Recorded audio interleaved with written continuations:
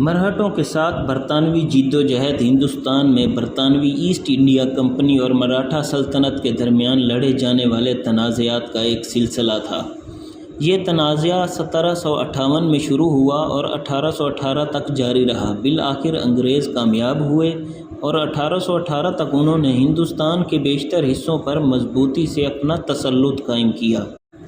برطانوی مراٹھا جدوجہد مراٹھا سلطنت اور برطانوی ایسٹ انڈیا کمپنی کے درمیان لڑی جانے والی جنگوں کا ایک سلسلہ تھا۔ مراٹھا سلطنت اور برطانوی ایسٹ انڈیا کمپنی دونوں کے درمیان ہندوستان میں 3 علاقائی لڑائیوں کو اینگلو مراٹھا جنگوں کے نام سے جانا جاتا ہے۔ انگریزوں کے ساتھ ساتھ مرہٹوں نے 18ویں صدی کے آخر اور 19ویں صدی کے اول میں اپنے درمیان 3 اینگلو مراٹھا جنگیں لڑیں۔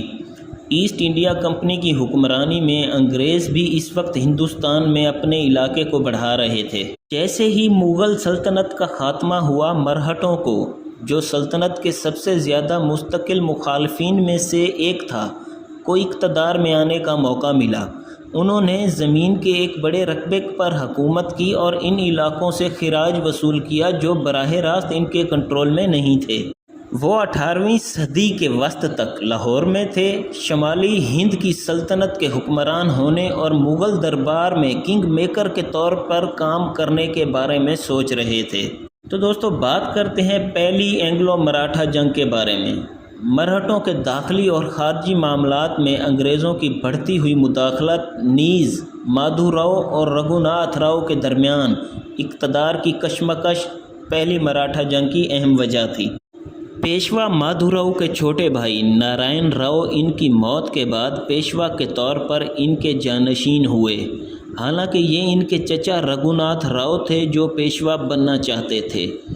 سالٹ اور بیسن کے ساتھ ساتھ سورت اور بھروچ اضلاع سے حاصل ہونے والی آمدنی کے بدلے اس نے اسے قتل کرنے اور اسے پیشوا قرار دینے کے لیے انگریزوں کی مدد طلب کی۔ رگھوناتھ راؤ کو انگریزوں نے مدد کا وعدہ کیا تھا، جس نے اسے 2500 فوجی فراہم کیے تھے۔ پیشوا پر انگریزوں اور رگھوناتھ راؤ کی متحد قوت نے حملہ کیا اور اسے شکست دی۔ دوسری اینگلو مراٹھا جنگ 1803 میں اس وقت شروع ہوئی جب اندور کے یشونت راؤ ہولکر، گوالیار کے سندھیا اور امبر کے دولتر اوشندے نے معاہدہ بسین کی شرائط کو قبول کرنے سے انکار کر دیا۔ باؤجی راؤ دوئم ہندوستان میں پونا کے مراٹھا پیشوا اور انگریزوں نے 31 دسمبر 1802 کو بسین کے معاہدے پر دستخط کیے۔ یہ مراٹھا کنفیڈریسی کے ٹوٹنے کا ایک اہم لمحہ تھا۔ 1818 میں ایسٹ انڈیا کمپنی نے معاہدے کے نتیجے میں مغربی ہندوستان میں پیشوا کے ڈومینز کو اپنے ساتھ ملا لیا۔ انگریزوں نے لارڈ ویلیز لی کی قیادت میں پھر ان سرداروں کے خلاف مہمات کا سلسلہ شروع کیا، جس کے نتیجے میں ان کی شکست ہوئی۔ 1805 میں باؤجی راؤ دوم نے پنیر کی جنگ میں شکست کھانے کے بعد انگریزوں کے ساتھ صلح کر لی۔ اس کے بعد آغاز ہوا تیسری اینگلو مراٹھا جنگ کا۔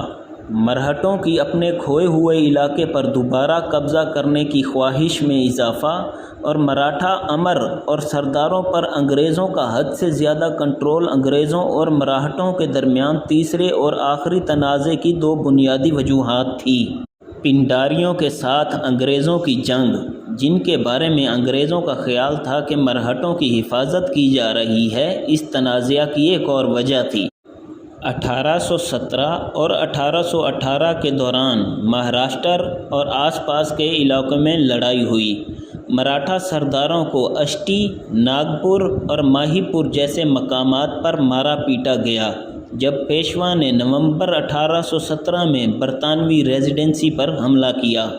5 نومبر 1817 کو گوالیار کے معاہدے پر دستخط ہوئے اور سندھیا کو تنازعہ میں ایک ساتھی کی حیثیت سے کم کر دیا گیا۔ اس طرح 3 اینگلو مراٹھا جنگوں کے نتیجے میں ہندوستان میں مراٹھا طاقت کا زوال ہوا۔ مرہٹا اب کوئی بڑی طاقت نہیں رہے تھے، ان کا علاقہ بہت کم ہو گیا تھا۔ اس کے ساتھ ساتھ انہیں انگریزوں کو معاوضے کے طور پر بھاری رقم ادا کرنی پڑی۔